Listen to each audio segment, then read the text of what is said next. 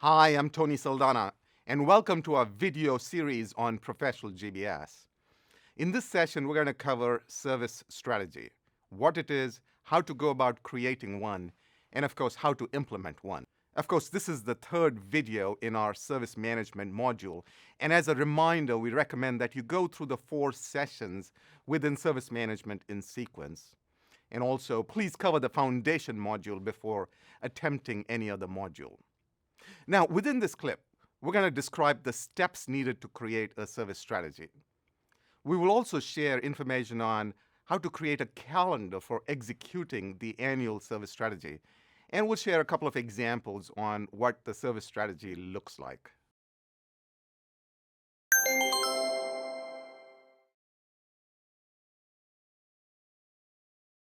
So you own a GBS service, and you want to make sure that you set yourself up to deliver the maximum value possible through your service. You know you're going to have to create a strategy. The question is, how do you go about doing one? Firstly, do you even need one? Isn't a GBS strategy the same as cost reduction and delightful user experience and, of course, great service level agreements?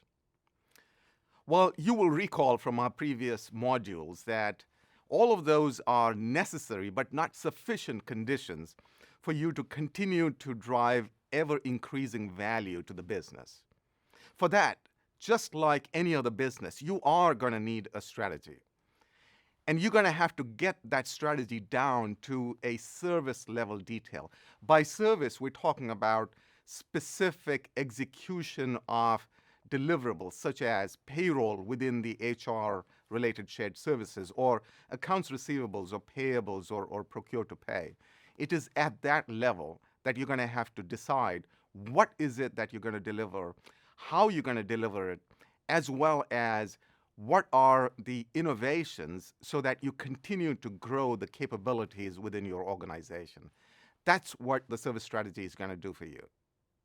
Now, in previous clips, we've talked about the analogy of running services as if you were running a brand or a product.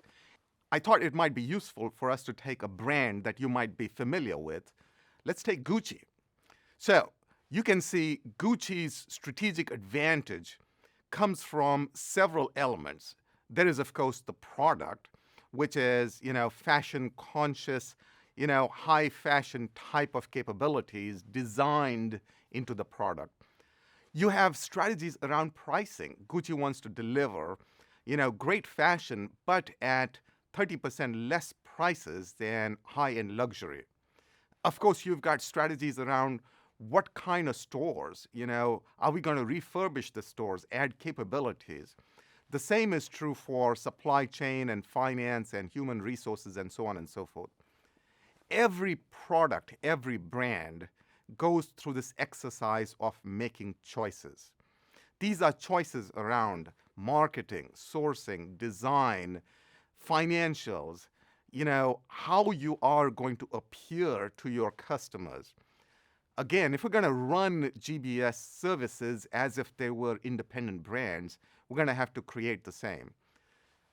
We've talked previously about how GBS organizations that become commodities do so because they don't have any other strategy beyond let's deliver lower costs, let's deliver great service level agreements, let's deliver user delight. The problem is that trying to do all those 3 risk cutting to the bone.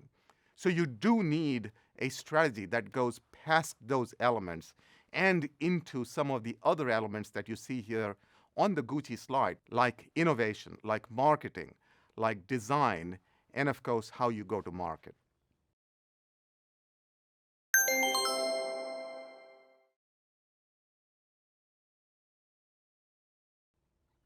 So as we take the example of a product strategy from Gucci and apply it to our GBS services, what you're going to do is build upon the service management framework that we have mentioned previously.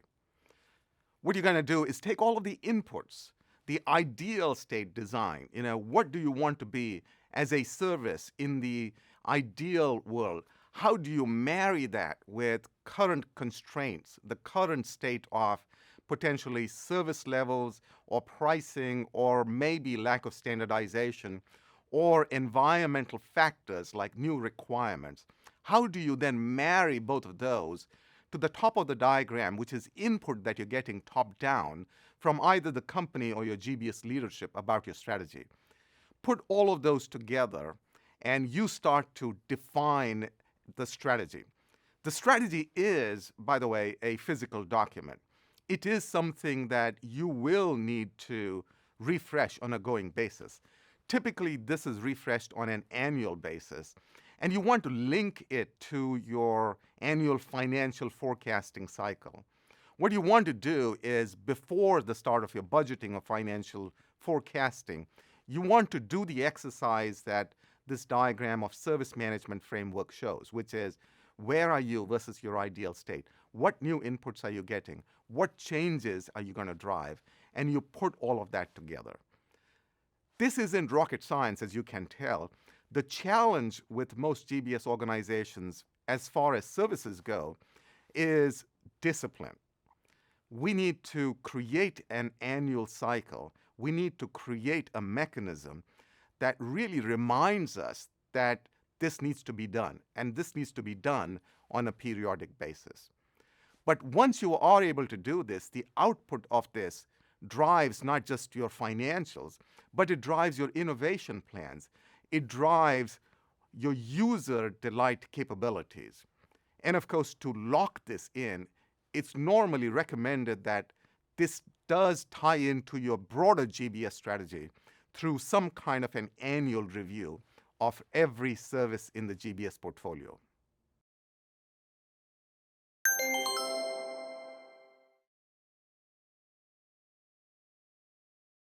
So let's do a deeper dive into the service strategy itself. I mentioned previously that it is quite literally a document.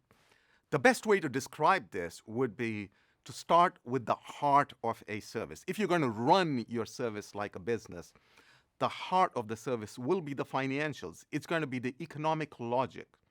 Now, one might say, hey, we're in the service of delivering something that's absolutely critical, maybe workplace services or payroll. There is no economic logic. This is the cost of doing business.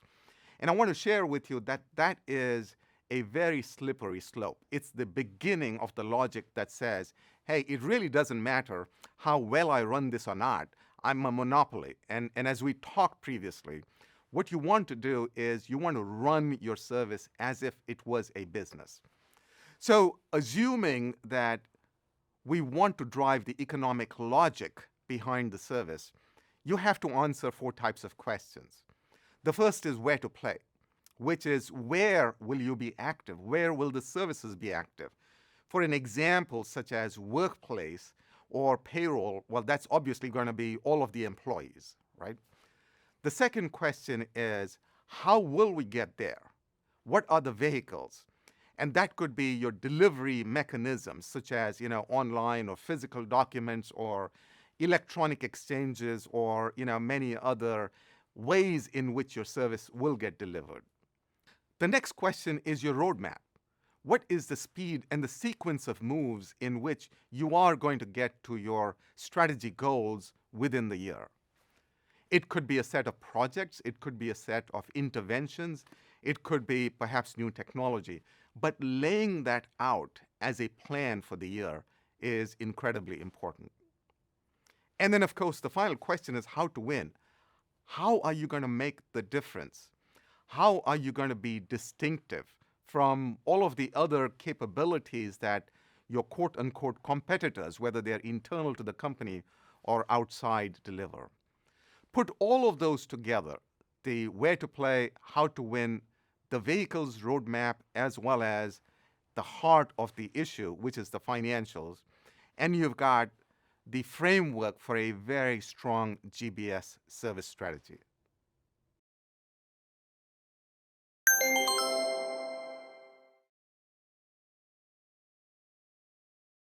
Now let's bring this to life with an example. I thought it might be interesting to take an example from a brand that you might be familiar with, the IKEA stores. If we apply the GBS service strategy framework to IKEA, we could walk through each of those elements. Let's start at the top, the where to play. Where does IKEA want to play? And again, this is strategy work that has been done previously within that company. They want to play, obviously, within inexpensive contemporary furniture, white-collar type customers, and worldwide presence. This is a very clear set of choices. This also excludes all of the things that they don't want to do. For example, they don't want to play in vintage furniture, or they don't want to play in, different types of styles that are not contemporary. So the where to play is important because it also clearly excludes the things that you do not want to be, right? The next question to address is how you're going to win. In other words, what are your differentiators? How are you going to delight your users? Now, in the case of IKEA, obviously, it's all of the things that you may know and love. It is, reliable quality, relatively low prices. But in addition to that, you also have the channel itself, the shopping experience, and that's an important point to make. More often than not, we think of our GBS services differentiators being the actual product themselves, right? So, for example, in the case of something like PCs or email-related services, we may think that, hey, we've got to upgrade the hardware or the software. And that is true. That's one way to differentiate your service. But there could be other differentiators as well. It could be around the packaging of the product, the way it is delivered to your desk, the way you go about getting support. And all of those can be really, really important ways in which you can differentiate yourself from other quote-unquote competitors of your service that might be playing on simply product or simply cost. The next question, of course, is vehicles, which is how are we going to get there? In the case of IKEA, how are we going to grow? How are we going to deliver all of this cool furniture all across the world? IKEA has made their choices there. You're, again, probably familiar with them. They have wholly owned stores. They do organic expansion. In the case of vehicles for GBS services, it could be around, driving standards, organization by organization, or country by country, or region by region. This is how you're going to expand the capabilities or the services that you currently have all over your target audience. The next question to address is roadmap, which is for the given period of time for which you're creating your strategy, what is the speed and the sequence of moves? Again, the case of IKEA is rapid international expansion, maybe by region and so on and so forth. In the case of GBS services, as I mentioned earlier, it could be the sequence of projects which you're going to do within the year to roll out your services, for the period of the strategy. And all of this needs to come together in the context of the financials. This is the economic logic. In the case of IKEA, they clearly play in economies of scale by driving standards in their furniture, by driving standards in the way they go to market in their stores. They drive efficiencies from standards. Now, efficiency and effectiveness could be one of the financial strategies that GBS services can play. But in addition to that, as you keep innovating and delighting, you may be able to price premium levels of service or really new innovative uses for a premium price as well. But all of that needs to make sense and come together as part of your financial strategy. This service strategy, as you can tell, is fairly straightforward. It's all about answering these 5 questions. Now, the trick is, of course, all of the processing of information on the ideal state and current state and challenges and inputs that you get that you need to take into account as you're responding to the 5 questions. But once you do that, this should be a fairly straightforward exercise. Let's take an example. Let's take something that most people will be able to comprehend, a payroll service. So in this example, it could be, Where are you going to play? Well, in pretty much all countries where you've got more than a certain number of employees, right? You may decide that if you've got less than, say, 50 employees, then it really does not give GBS a scale advantage. You might as well, outsource it or have somebody else do that. And so this is, again, all about making choices. You see the example of very clearly identifying where you're not going to play as soon as you start to define where you do want to play. Now, on how to win, the differentiators, in the case of payroll, it could be that you decide, hey, you're going to play not just on cost, but on service levels. You're going to be delighting your users with the ways in which you deliver the payroll. Maybe it is, extra information sharing when the payroll gets delivered. Maybe it is the way these services get consumed, which is, through a really nice summary delivered by text to your employees when the payroll gets delivered. All of these minor little differentiators can help make a really big difference to the equity, to the image of your GBS service. So the next question is on vehicles, which is how are you going to get there on your strategy? Now, you may decide in terms of running the payroll that you want to insource this, that you're going to actually have your own people to payroll for all of the employees within your companies. And that may be a perfectly legitimate strategy. On the other hand, this is a good example of a GBS service that's more or less a commodity. There are great payroll providers that specialize in local legal laws and payroll capabilities and stay updated and deliver great quality and great cost. So more likely than not, what you're going to do is hook up with best of breed providers of payroll in each region of operation. So this is a decision that gets made as part of the vehicles questions. The next item up is roadmap, which is, all right, so what's the sequence of moves? What is the first, second, and third that you're going to do? So for example, you might decide that, hey, before you do anything, you're going to look at the payroll policies. You're going to streamline the compensation and benefits practices, and then, of course, identify the providers, and of course, then on top of that, create a strong governance so that you are managing the vendors to the absolute best quality, service level experience, and user experience. And all of these decisions will come together with the final question around the financials. On financials, you're going to make some strategic choices on what you want your services to deliver.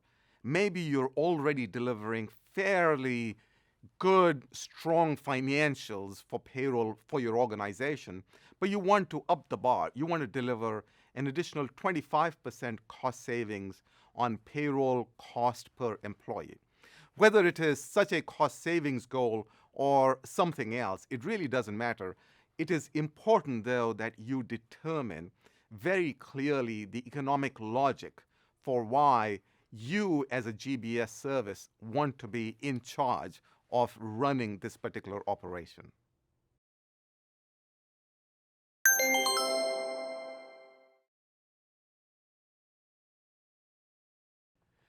So hopefully, as you've been through all of those 5 questions of your service strategy, you've been able to document what you think is a very strong approach for your own GBS service. Now, before you actually go to market, before you actually implement it, I strongly recommend that you test the sufficiency and the quality of your strategy. You want to be going back to the service management framework and asking a few questions. Does the strategy that you have created fit with what's going on in the environment? Does it fit with the top-down goals that you've been given? Does it fit with assessing the landscape and the plans that exist in the industry for your specific service area? The second question you might want to ask yourself is, are you really building on your strengths? If you've got key resources, whether they are people or assets, are you making the most out of those? The third question to get into is If you want your service to be differentiated, if you do not want to become a commodity, then you want to test the strategy to make sure that those differentiators are coming out. And also that they're going to be sustainable. This is not just a one-time win, and then you're going to be struggling in another year or two. This is the time to kind of question yourself and to get other people to start poking holes at your strategy about the differentiators that come across as a result of your strategy. There are other things that you may also want to get into, including, is your strategy internally consistent? Does this make sense? As you're trying to apply the strategy to various parts of the world, or maybe, to different organizations or different target audiences, does this hold true? Or do you start to see variations that are inconsistent with the image that you're trying to create? You also want to test for resource sufficiency and the probability that you're going to be able to implement this. Once you ask all of these questions, you should have, hopefully, a battle-tested strategy. And it's now time to bring this to life in terms of putting it into practice as part of your annual cycle. Now that you've gone ahead and created a strategy for your service, it is time to bring it to life. The best way to do that is to have an annual drumbeat cycle, as I mentioned earlier. Now, that's really important. That's a discipline that is in place when it comes to brands or products. It's something that we, within the GBS industry, need to bring to life. We need to hold ourselves accountable. Once you create the strategy, review it with the GBS leadership, review it with your key clients. Get a few users to come along the journey of the strategy with you and to provide you some feedback. That's really, really important. The second thing that I want you to take away is that the service management framework, with all of the inputs around ideal state design, current realities, input from the leaders, and of course the creation of the strategies and the tactics around there, this is a very robust strategy that works. This has been applied in every leading GBS organization. And when it is executed well, it really helps you to understand customers, the business context, as well as what's possible within the given financial framework. Finally, I want to make sure that I re-emphasize the importance of running as a business. The strategy must include at its heart the ability to define the financial right to win. Why is it that you're going to deliver much better value, whether that's cost reduction or top-line growth or asset efficiency within the company? And of course, the granularity of detail on the strategy around the roadmap, the vehicles, the how to win, where to play, really help you bring the strategy to life. So at the end of this exercise, you should have a very robust service strategy defined as well as executed. We hope you've enjoyed this session in our Professional GBS series. And as always, all the best as you professionalize, modernize, and transform.